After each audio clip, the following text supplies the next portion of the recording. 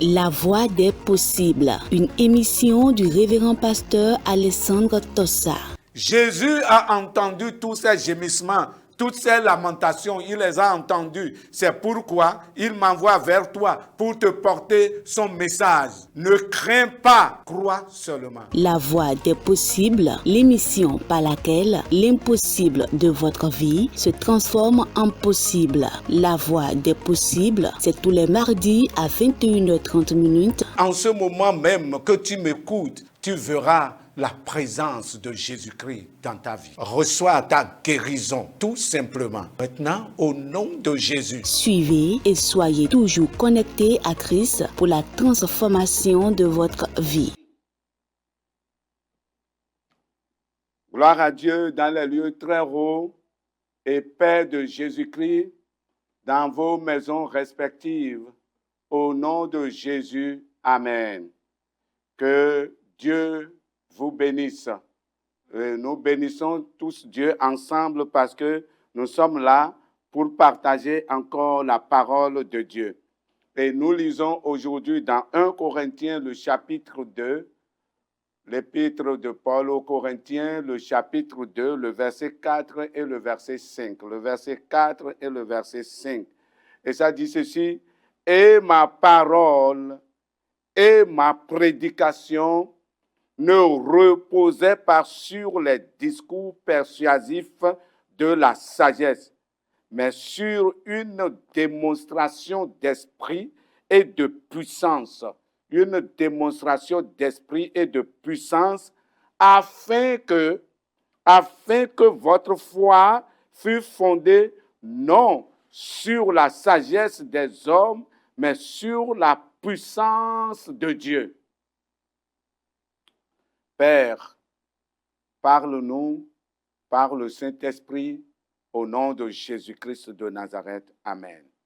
Le sujet, c'est que votre foi soit fondée sur la puissance de Dieu. Que votre foi soit fondée sur la puissance de Dieu. Si vous êtes un enfant de Dieu, que votre foi soit fondée sur la puissance de Dieu. Et si vous voulez venir à Dieu et vous êtes de l'autre côté et vous voulez venir à Jésus-Christ, que votre foi soit fondée sur la puissance de Dieu. Et dans le texte que nous avons lu, l'apôtre Paul explique aux chrétiens de Corinthe un certain nombre de choses.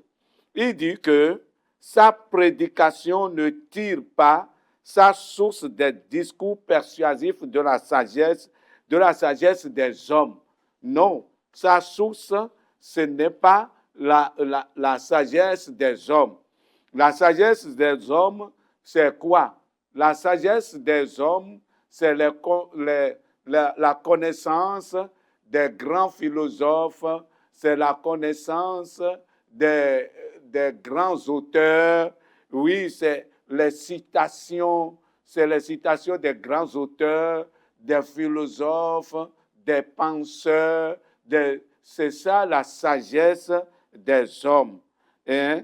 Et pour ceux qui sont allés à l'école, vous comprenez ce que nous sommes en train de dire. Tel a écrit que c'est ce que tel était en train de dire quand il écrit que c'est ça la sagesse des hommes. Et en ce moment, Paul avait rencontré des gens, des philosophes qui discutaient avec lui. Mais Paul dit, moi, ma prédication ne repose pas sur la sagesse des hommes. Sur la sagesse des hommes. Maintenant, si sa prédication ne repose pas sur ces discours, ces citations auxquelles nous faisons allusion, oui, les citations auxquelles les hommes font recours pour tenter de persuader les gens, pour tenter d'argumenter leur discours, pour tenter, n'est-ce pas, de convaincre certaines personnes, une certaine foule. Si ça ne se repose pas sur cela, sa parole, sa prédication repose alors sur quoi? Et c'est là, il dit, ma prédication et ma parole reposent sur la démonstration d'esprit et de puissance, la démonstration de l'Esprit de Dieu, la démonstration de la puissance de Dieu. Et pour mieux comprendre ce que l'apôtre Paul était en train de dire, lisons donc 2 Corinthiens, le chapitre 12, le verset 12. 2 Corinthiens, le chapitre 12, le verset 12. Dans ce passage-là, il dit, les preuves de mon apostolat ont éclaté au milieu de vous par une patience à toute épreuve, par des signes, des prodiges et des miracles, par une patience à toute épreuve et par des signes, des prodiges et des miracles. Gloire à Dieu. Donc, il dit, sa prédication repose sur la démonstration de la puissance de Dieu, sur la démonstration de l'Esprit de Dieu et sur la démonstration de la puissance de Dieu. Et c'est ce qu'il dit. Maintenant, ici, il cite, n'est-ce pas, les preuves, quelques éléments de cette démonstration, de quelques éléments de la puissance de Dieu. Alors, allons-y. Il dit, la patience à toute épreuve. Ce n'est pas facile de subir les épreuves et de les traverser et de vaincre. Ce n'est pas facile, c'est la puissance de Dieu. Paul dit, c'est la puissance de Dieu. Toutes les épreuves là, ou que j'ai traversées et que j'ai vaincu à vos yeux, c'est une preuve de la puissance de Dieu. Ce n'est pas tout le monde qui traverse les épreuves et qui surmonte les épreuves et qui ne succombe pas. La patience avec laquelle j'ai géré ces moments vient de Dieu. Amen. Gloire à Dieu. Oui, c'est aussi la manifestation de la puissance de Dieu.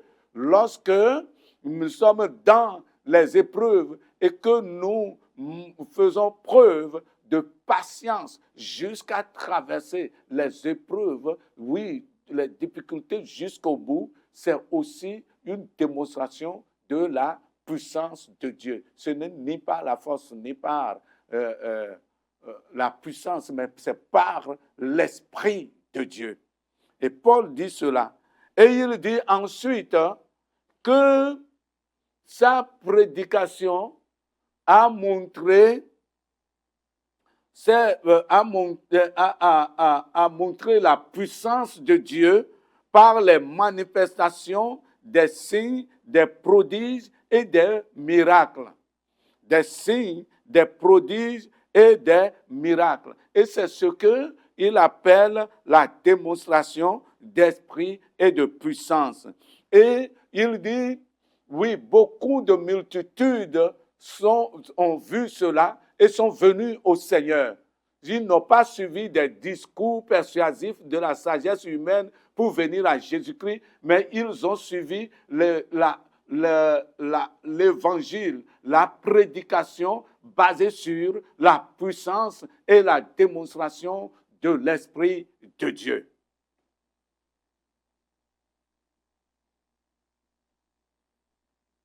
Aujourd'hui, tout se passe comme si l'Église n'est pas puissante. Tout se passe comme si les chrétiens n'ont pas de puissance.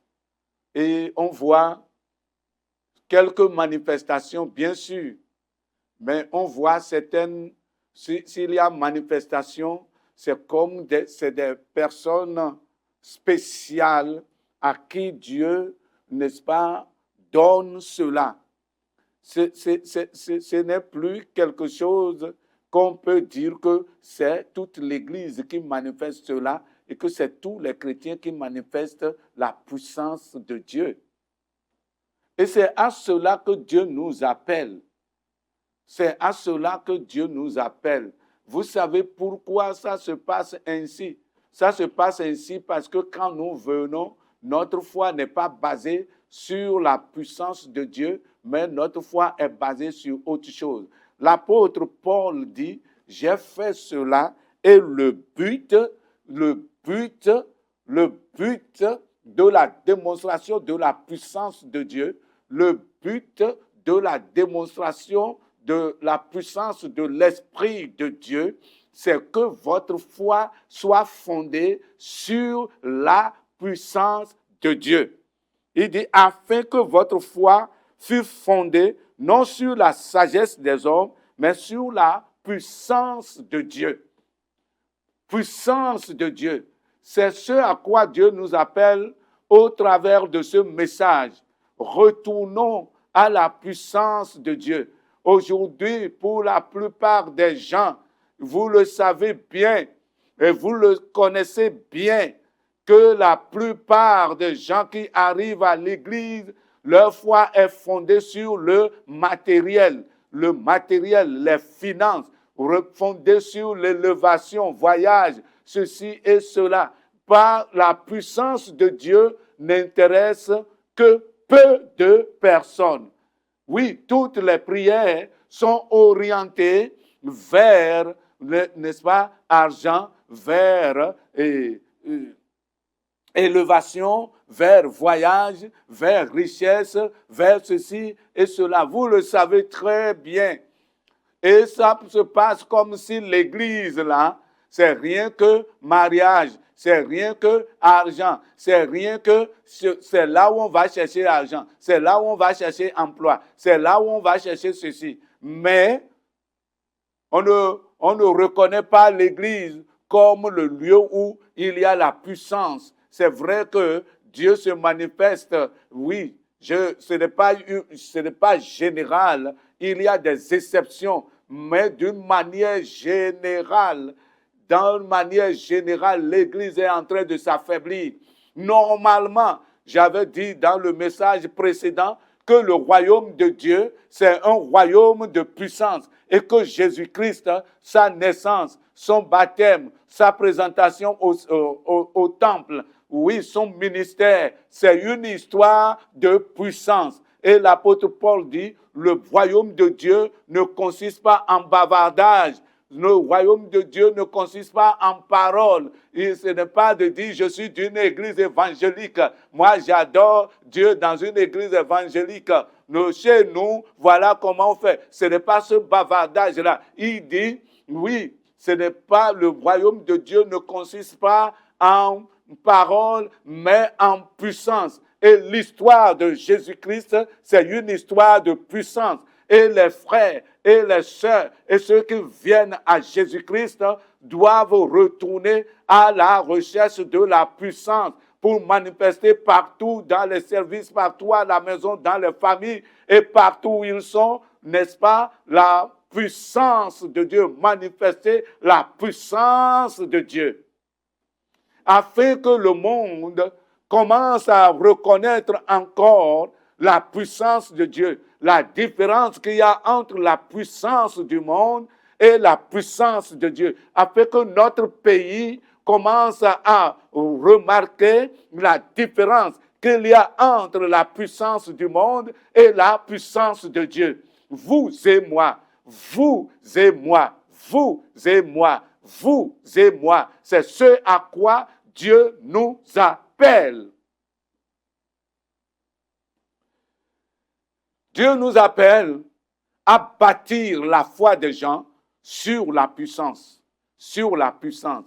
C'est ce qui fait le problème aujourd'hui. Quand la foi est basée sur les choses périssables de ce monde, quand la foi est basée sur ces choses périssables et que, n'est-ce pas, il y a difficulté et qu'il y a problème et qu'il semble que les choses périssables sont en train de finir ou les choses périssables sont dans les ballottages, on court vers le monde pour aller chercher les solutions.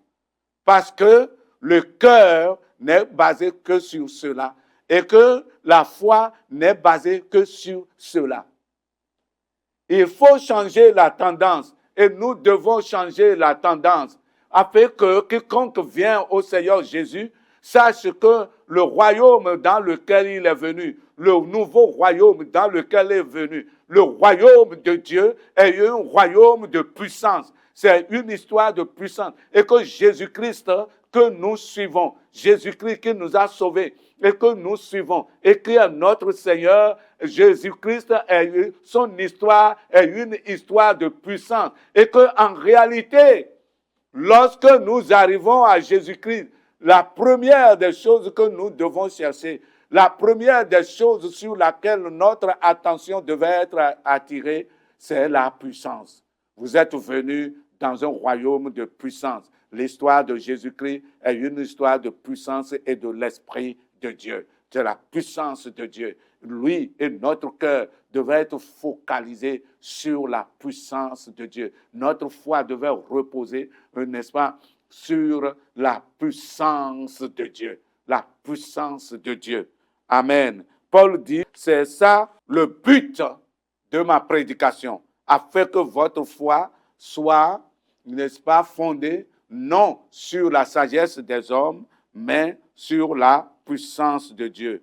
Oui, c'est le premier but, c'est le plus grand but même, à atteindre par tout croyant chrétien. C'est le premier but, c'est le plus grand but que tout croyant devrait viser à atteindre, être rempli de la puissance. Jésus disait à ses disciples, n'allez nulle part, attendez, oui, attendez que le Saint-Esprit arrive. Quand le Saint-Esprit arrive, vous ne serez pas vide. Il vous revêtira de puissance et vous serez revêtus de la puissance d'en haut. C'est la première des choses. Et ils sont partis rester, oui, dans la chambre haute pour chercher la puissance. Ils ne sont pas restés dans la chambre haute pour chercher l'argent. Ils ne sont pas restés dans la chambre haute pour chercher le matériel, pour chercher l'élévation. Ils sont restés dans la chambre haute pour chercher le revêtement de puissance lorsque le Saint-Esprit descendra. Donc, que votre foi soit fondée sur la puissance de Dieu. Et je veux citer quelques raisons simplement pour lesquelles notre foi, la foi du croyant, doit être fondée sur la puissance de Dieu. Oui, première raison, l'évangile, la parole de Dieu est une puissance de Dieu. L'évangile même est une puissance. La parole de Dieu est une puissance. L'apôtre Paul disait dans Romains le chapitre 1, le verset 16, il dit, car je n'ai point honte de l'évangile. C'est une puissance de Dieu pour le salut de quiconque croit. Du juif premièrement et puis du grec. L'évangile en lui-même est une puissance. La parole de Dieu est une puissance. Et notre foi doit être fondée là-dessus. Oui, et il dit 1 Corinthiens, le chapitre 1, le verset 18, il dit, car la prédication de la croix est une folie pour ceux qui périssent, mais pour nous qui sommes sauvés, elle est une puissance de Dieu. Oui, elle est une puissance de Dieu, la puissance de Dieu. L'évangile, elle est une puissance de Dieu. Amen. Et dans l'Ancien Testament, Dieu comparait sa parole à un marteau qui brise le roc, à un feu qui consume. Oui, la parole de Dieu, l'évangile en lui-même est une puissance. Voilà la première raison. Deuxième raison, c'est que Christ lui-même est puissance de Dieu. Je dis, Christ lui-même est puissance de Dieu. La parole est puissance de Dieu. Christ est puissance de Dieu. 1 Corinthiens, le chapitre 1, le verset 23 et le verset 24 dit ceci. Nous prêchons Christ crucifié, scandale pour les Juifs et folie pour les païens, mais puissance de Dieu et sagesse de Dieu pour ceux qui sont appelés tant Juifs que Grecs. Puissance de Dieu. Christ c'est puissance de Dieu. Jésus-Christ lui-même est puissance de Dieu.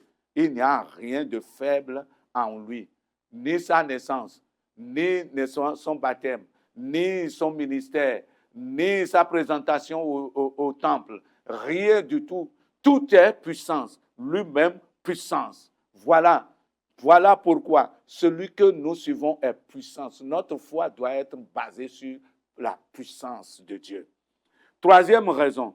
La troisième raison pour laquelle notre foi doit être fondée sur la puissance de Dieu, c'est que les armes que Dieu met à notre disposition, les armes que Dieu met à la disposition des croyants en Christ, ces armes sont aussi puissance.